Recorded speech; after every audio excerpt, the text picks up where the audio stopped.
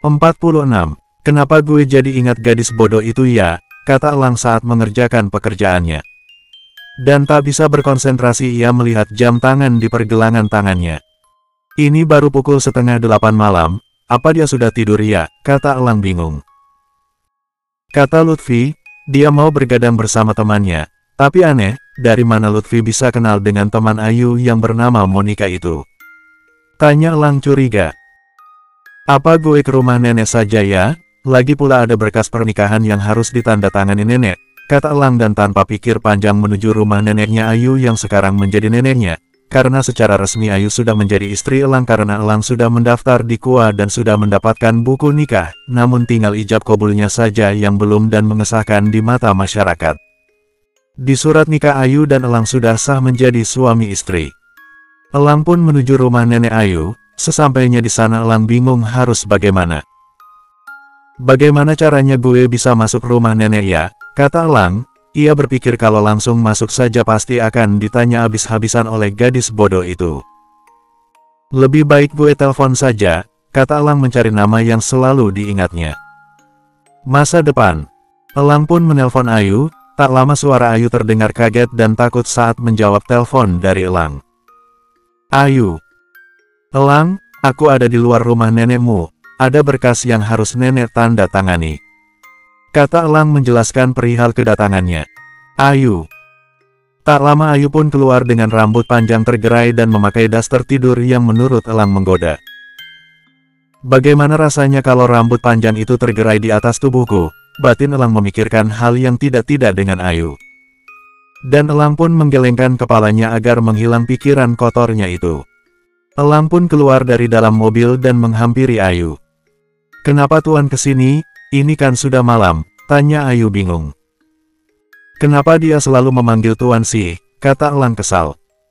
Bukankah dia mau manggil aku Mas? Batin Elang kesal lagi.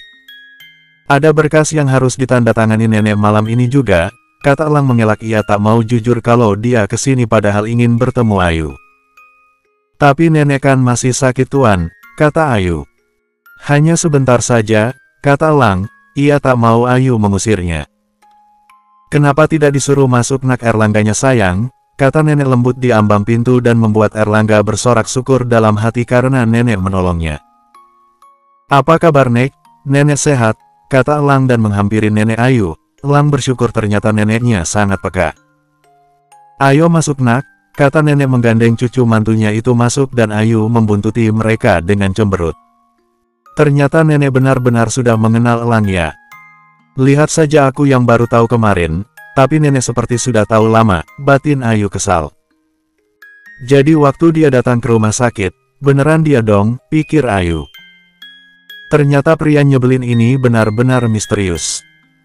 Aku kan ingin bersenang-senang dengan keluargaku, apa tidak boleh? Menyebalkan padahal kan aku sama Monica mau bergadang, batin Ayu kesal pada Elang yang selalu mengganggunya. Ayo duduk nak, pasti kamu belum makan kan nak, tanya nenek sebelum Elang menjawab. Ayu telah menjawab duluan. Tuan Erlangga kan pasti sudah makan ya Tuan, Karen di rumah Tuan kan makan malam selalu tepat waktu, jadi gak bakalan kelaparan, kata Ayu kesal. Kau ini, kata nenek malah memarahi cucunya itu dan tak menghiraukannya. Monica yang bingung hanya bengong saja memperhatikan ternyata Erlangga sangat tampan kalau dilihat dengan dekat seperti itu. Woi, biasa aja kali lihatnya, kata Ayu mengangetkan Monica yang bengong menatap Erlangga sampai mengeluarkan air liur seperti itu. Hehehehehe, Monica hanya tersenyum karena bingung kenapa Ayu malah tak menyukai Elang yang begitu rupawan seperti ini. Saya belum makan Nek, jawab Elang yang tak mau didengar Ayu, dan ingin rasanya pria itu cepat pergi dari rumahnya. Kebetulan kalau begitu, kami juga mau makan malam. Kita makan sama-sama ya, kata nenek lembut. Iya Nek, lagi pula ada yang ingin saya bicarakan berdua saja dengan nenek nanti, kata Elang. Iya nenek tahu, nak. Sekarang makanlah dulu, baru nanti kita bicara, kata nenek seakan-akan mengerti apa yang mau Elang nanti bicarakan. Dan mereka pun makan dengan tenang. Bersambung. 47. Makan malam pun selesai. Ayu sedang mencuri dengar di depan pintu ruang pribadi ayah Ayu yang dulu selalu ayah Ayu gunakan mengurus pekerjaannya. Loh lagi ngapain sih? Tanya Monica bingung melihat tingkah Ayu yang seperti itu. Gue khawatir sama nenek, takut nenek kenapa-napa, kata Ayu mengkhawatirkan neneknya. Loh tenang aja kali, Tuan Elang, maksud gue Erlangga kayaknya sayang banget sama nenek, kenapa lo berpikiran jahat melulu sih sama Tuan Erlangga, kata Monica aneh. Lo gak tahu sih watak aslinya kayak gimana, dia itu suka banget membuat syok orang, dalam hati Ayu berkata.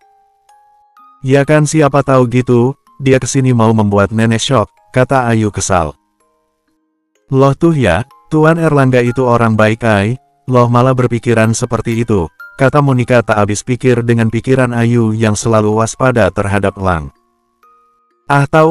Loh mana ngerti sih apa yang gue alami selama ini, kata Ayu kesal semenjak kenal Elang. Ayu selalu saja dibuat kesal oleh tuh orang. Ya udah kalau gitu, gue pulang ya. Udah malam juga ini, kata Monica melihat pergelangan tangannya dan melihat jam menunjukkan pukul 9 malam. Ya katanya mau bergadang gimana sih, kata Ayu kecewa. Mau gimana lagi, pasti Tuan Erlangga akan menginap di sini, kata Monica. Apaan sih, ya udah sana, hati-hati ya, kata Ayu mengantarkan Monica sampai depan pintu.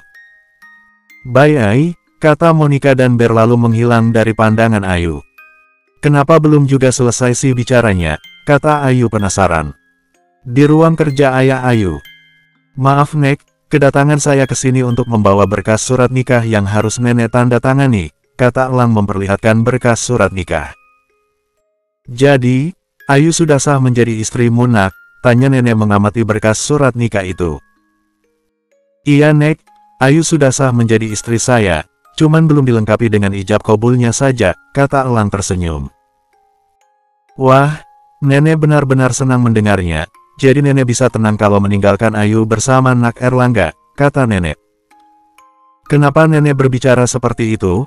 Memangnya nenek mau pergi kemana? Tanya Elang bingung. Nenek kan sudah tua, lagi pula yang Ayu punya sekarang cuman nenek saja, ya walaupun Ayu masih punya om dan tante serta kakeknya. Tapi Ayu merasa ia hanya mempunyai nenek saja, kata nenek panjang lebar. Maksud nenek omnya itu Pak Egi Gabriela, tanya Elang hati-hati. Iya, dari mana kamu tahu, apa Ayu memberitahumu, soalnya hanya orang dekat saja yang bisa Ayu percaya dan menceritakan masa lalunya, kata nenek dan nenek langsung percaya saja ketika Elang mengangguk. Dulu ayah Ayu sangat terbilang orang berada dan kaya raya. Namun setelah dia jatuh cinta pada putri nenek, dia meninggalkan semuanya agar bisa menikahi putri nenek, kata nenek mengenang pahitnya kehidupan yang dirasakan Ayu. Namun nenek tak melihat raut wajah Elang yang serius mendengar cerita nenek. Kau tahu Nak, saat Ayu berusia 3 atau 4 tahun ayah Ayu menemui kakeknya, dan membawa istri serta anaknya untuk bertemu ayah mertua dan kakeknya. Bagi Ayu, Arya berharap dengan datangnya bersama anak dan istrinya hati kakek Ayu luluh, dan menerima anak dan istrinya. Namun apa yang Ayu dapat, dia malah menghina dan merendahkan keluarga kecil yang dibangun Arya. Sejak saat itu, Ayu selalu marah saat membicarakan kakek Ayu padanya. Ia tak mau menganggap kakeknya itu sebagai keluarganya sampai sekarang. Kata nenek sedih mengenang kehidupan pahit yang dimiliki Ayu. Jadi seperti itu, pantas saja Ayu sampai membenci kakek Thomas seperti itu. Batin Elang mencerna informasi yang didapat dari nenek Ayu. Jadi seperti itu, kenapa Ayu tak mau mengakui kalau Gabriela itu adalah keluarganya, kata Elang. Iya, dia memang anak yang keras kepala, kata nenek. Padahal ayahnya selalu bilang, jangan terlalu membenci kakeknya itu, kata nenek Ayu. Di mana nenek harus menandatangani berkas surat nikah ini? Tanya nenek saat membaca surat nikah milik Elang dan Ayu. Di sini Nek, kata Elang menunjuk di mana nenek harus tanda tangan. Bersambung 48. Ayu menunggu tak sabaran. Lama banget sih, kata Ayu bolak-balik di depan ruangan ayahnya dan terus-menerus melihat jam tangan yang ada di pergelangan tangannya. Sudah mau pukul 10 malam, benar-benar ya dia, kata Ayu bermaksud untuk mengetuk pintu ruangan ayahnya, namun tiba-tiba pintu itu pun terbuka dan Elang pun keluar. Elang bingung kenapa Ayu ada di hadapannya ketika keluar dari ruangan milik ayah Ayu. Ada apa? Kenapa kau berdiri di sini? Membuat saya kaget saja. Tanya Elang bingung melihat Ayu yang nampak kesal padanya. Anda tahu kan, Kalau nenek saya itu sedang sakit, kenapa Tuan malah membiarkannya tidur di jam yang sudah dilewatkannya, kata Ayu kesal.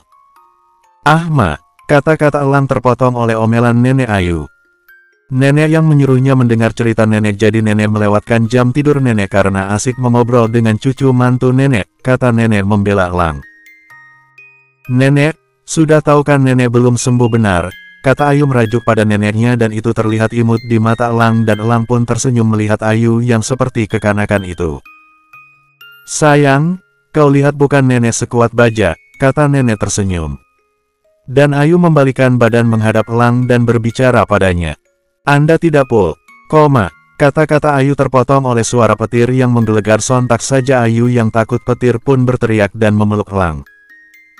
Aregegege, teriak Ayu dan sontak memeluk Elang tiba-tiba dan membuat Elang membeku dan dak-dikduk tidak karuan.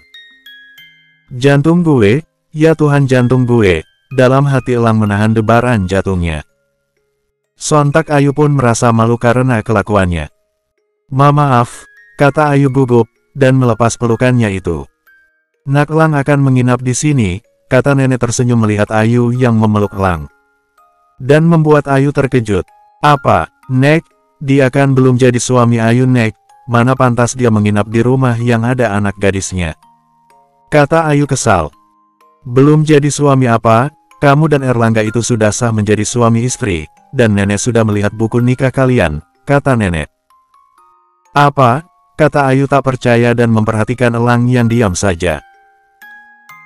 Nak Elang, di luar kan sedang hujan, Nak Elang menginap saja di sini, dan tidur di kamar Ayu saja, lagian kan kalian sudah sah menjadi suami istri, jadi tidak apa-apa kalau tidur berdua satu kamar, toh sudah menjadi suami istri sah ini kan, kata nenek panjang lebar.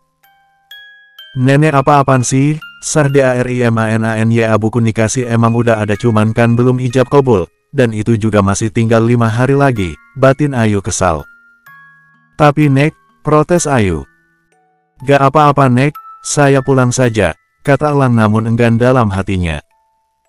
Tidak, pokoknya Nak Elang menginap saja, apalagi di luar sangat hujan deras begini, nenek gak mau kalau nanti Nak Elang kenapa-napa, kata nenek memaksa Elang. Tetapi Nek, kata Ayu masih protes. Tidak ada penolakan, di mata hukum dan agama kamu sudah sah menjadi istri Elang, kamu mengerti, kata nenek memarahi cucunya itu. Iya, kata Ayu mengalah. Ia tak mau nenek nanti tambah sakit justru nanti malah dirinya yang diusir oleh nenek. Nenek mau tidur dulu, kata nenek meninggalkan dua orang yang sedang saling bertatap, yang satu membenci dan satu lagi seperti mengagumi. Kenapa Tuan tidak pulang saja sih, kata Ayu kesal. Kenapa kau selalu memanggilku Tuan, bukankah sudah pernah saya katakan, panggil saya dengan sebutan Mas, kata Elang memberi tahu Ayu. Aku akan memanggil Mas pada Tuan Erlangga yang aku kenal, bukan padamu, kata Ayu tambah kesal. Bukankah saya ini orang yang sama, kata Elang bingung. Benar juga, kenapa aku masih berharap kalau Tuan Erlangga itu bukan dia sih, batin Ayu ingin sekali menjerit dan bilang dengan keras tidak. Namun ia diam saja tak melakukannya. Kenapa kau mengikutiku? Aku mau tidur, kata Ayu memarahi Elang yang mengikutinya seperti anjing kecil. Nenek bilang kan, saya tidur di kamarmu, jadi saya harus ikut denganmu kan, kata Elang pura-pura polos. Dia benar-benar menyebalkan ya, batin Ayu kesal. Masa iya dia mau menuruti apa kata nenek, batin Ayu lagi. Bersambung. 49. Loh tuh tunggu kenapa kamu malah tidur di kasurku, kata Ayu bingung saat mereka berada di dalam kamar Ayu yang terbilang sempit. Dan hujan pun semakin deras saja di luar. Lalu, saya harus tidur di mana? Tanya Elang dan malah tiduran di kasur Ayu dan sangat senang mendengar suara hujan turun. Kan kamu bisa tidur di lantai, kata Ayu. Ia harus menaikkan suaranya karena deras hujan. Apa, di lantai? Saya tidak bisa tidur di lantai, kata Elang bingung karena baru kali ini ada yang bilang padanya seperti itu. Berani-beraninya gadis bodoh itu menyuruh gue tidur di lantai, dalam hati Elang kesal. Kalau tidak mau tidur di lantai, semestinya kamu pulang dari tadi, dan kamu kan bisa tidur nyaman di kasurmu yang super mewah dan luas, tidak seperti kasurku yang sempit dan keras, kata Ayu kesal. Bukannya saya tidak mau, badan saya suka sakit kalau tidur tidak nyaman, apalagi di lantai, bisa-bisa. Bisa sakit semua badan saya, dan untuk pulang. Saya tidak mau kehujanan, karena saya parkir mobil jauh dari depan rumah nenekmu, kata Elang panjang lebar, dan entah kenapa beradu mulut seperti ini terasa menyenangkan bagi Elang. Cih, lihat kelakuan anak mami ini, masa dia belum pernah tidur di lantai, dalam hati Ayu mengolok Elang. Kalau begitu, kenapa tidak Anda saja yang tidur di lantai, kata Elang ringan. Dan membuat Ayu kesal setengah mati. Ayu pun mengambil bantal serta selimut yang dipakai Elang, dan menggerutu sendiri. Dasar pria menyebalkan, mestinya dia itu mengalah pada perempuan, kata Ayu pelan dan Elang masih mendengarnya. Ayu pun menggelar selimut untuk ditidurinya. Anda pikir, saya akan mengalah hanya karena Anda ini perempuan, apalagi saya harus mengalah pada perempuan keras kepala seperti Anda, kata Elang tersenyum dan memejamkan matanya. Ia sangat senang berada satu kamar dengan Ayu yang sekarang sudah menjadi istrinya yang sah. Hah? Menyebalkan? Anda benar-benar pria yang paling menyebalkan yang saya temui, kata Ayu menuruti kata-kata Elang dan menarik nafas panjang dan Elang hanya tersenyum mendengar Ayu yang selalu menggerutu padanya. Tunggu, kenapa aku harus mengalah, dan tidur di lantai, batin Ayu tak terima. Aku kan yang punya rumah ini, jadi semestinya aku tidak mengalahkan, toh ini kan rumahku, jadi terserah padaku kan, dalam hati Ayu mensetujui apa yang dikatakan hatinya itu. Ayu pun kembali bangun dan menghampiri Elang yang sedang memejamkan matanya. Elang yang merasa ada seseorang memperhatikannya langsung membuka matanya. Ada apa? Tanya Elang dak-dikduk kenapa Ayu malah menghampirinya. Aku tidak mau tahu, aku mau tidur di sini, kata Ayu kesal. Terus saya tidur di lantai, maaf saya tidak mau, kata Elang kembali memejamkan matanya dan tak peduli keberadaan Ayu di hadapannya. Ih, dia ini benar-benar pria paling menyebalkan, dalam hati Ayu benar-benar kesal. Dengan secepat kilat Ayu melewati Elang dan tidur di sisi sebelah Elang. Sepintas tercium wangi aroma tubuh Ayu saat melewati tubuh Elang, dan membuat Elang mengeras karena terkejut dengan kelakuan Ayu. Apa Anda tidak tahu? Kalau perbuatan Anda barusan sangat berbahaya, kata Elang ringan. Berbahaya? Apa sih maksudnya? Batin Ayu bingung. Berbahaya?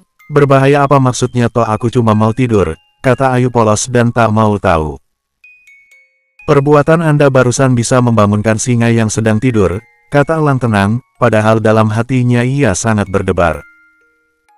Gadis bodoh ini beneran polos apa pura-pura polos sih? Apa dia tidak tahu kalau perbuatannya barusan bisa membangkitkan gairah gue, batin Elang tak percaya. Terserah apa yang mau kamu katakan, yang jelas aku tidak mau tidur di bawah, kata Ayu dan membatasi jarak di antara mereka dengan guling. Dan Elang pun menghadap ke arah Ayu dan memperhatikan wajah cantik Ayu. Kenapa kamu melihatku seperti itu? Tanya Ayu was-was karena ditatap seperti itu oleh Elang. Apa Anda tidak takut padaku? Tanya Elang dan membuat kedua alis Ayu terangkat bingung karena ucapan Elang yang tak dimengerti Ayu. Kamu ini bicara apa sih? Kenapa aku harus takut padamu? Tanya Ayu bingung. Bersambung. 50. Kenapa dia tak takut sama gue ya? Apa dia sering tidur dengan pria? Makanya dia gak takut sama gue, batin Elang tak percaya. Kenapa Anda tidak takut pada saya? Apa Anda sering tidur dengan pria lain selain saya? Tanya Elang kesal.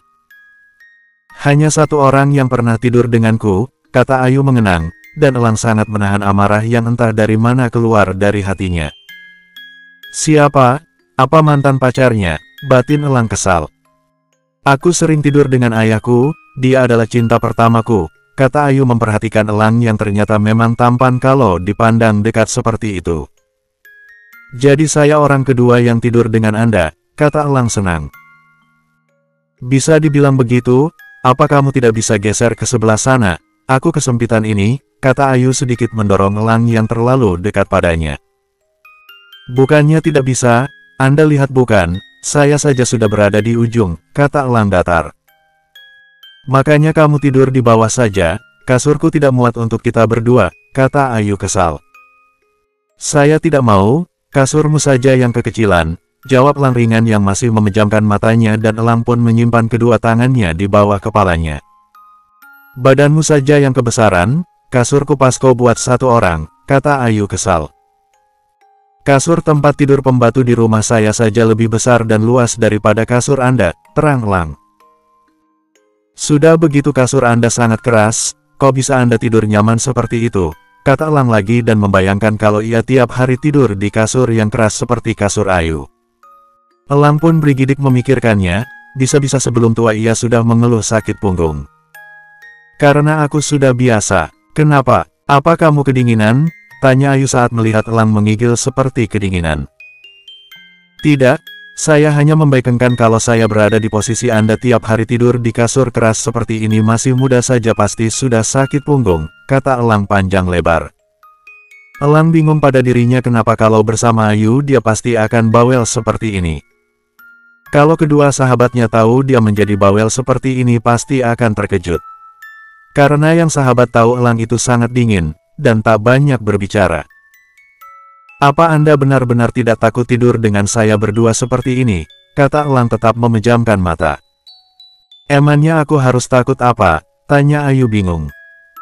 Seorang laki-laki dewasa dan perempuan dewasa satu kamar, apa Anda tidak tahu apa yang akan terjadi nanti? Tanya Elang sedikit tersenyum. Memangnya apa yang akan terjadi? Jawab Ayu polos. Dia benar-benar polos, batin Elang senang. Sudahlah, cepat tidur, kata Elang menyuruh Ayu untuk tidur. Dan tak melanjutkan apa yang tadi dikatakan Elang. Aneh, apa sih yang dia katakan? Batin Ayu kesal karena Elang tak melanjutkan apa yang ia katakan. Selamat malam, kata Ayu lembut dan memejamkan kedua matanya. Hanya itu yang keluar dari mulut Elang. Dan Elang pun ikut berusaha memejamkan matanya. Tak berapa lama keduanya pun tertidur pulas tanpa terjadi apa-apa. Di tengah malam Elang terbangun, karena diganggu Ayu yang kebiasaan tidur sangat berantakan. Ayu menaruh tangannya di perut Elang, dan kakinya menindih kaki Elang, membuat Elang tersenyum dengan tidur berantakan Ayu. Benar-benar seperti anak kecil, gumam Elang saat memperhatikan Ayu yang tertidur pulas. Dan benar-benar sedikit pun tak ada rasa takut padaku ya, kata Elang memperhatikan wajah Ayu. Dan Elang pun semakin mendekatkan bibirnya pada bibir Ayu. Sebelum bibir Elang menempel dengan bibir Ayu, Ayu lebih dulu menangis dalam mimpinya.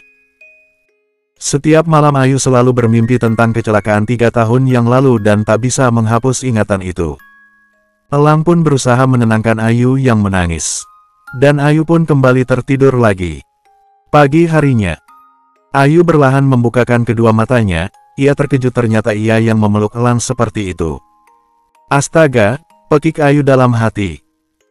Ia pun berlahan mengurai pelukannya dari tubuh Elang dengan hati-hati ia tak mau Elang terbangun. Namun pergerakan pelan-pelan itu malah membuat Elang memeluknya erat. Ya Tuhan bagaimana ini, batin Ayu panik saat Elang tiba-tiba memeluknya. Dan Elang malah tersenyum. Ayu yang melihat senyum Elang pun langsung mencubit pinggangnya.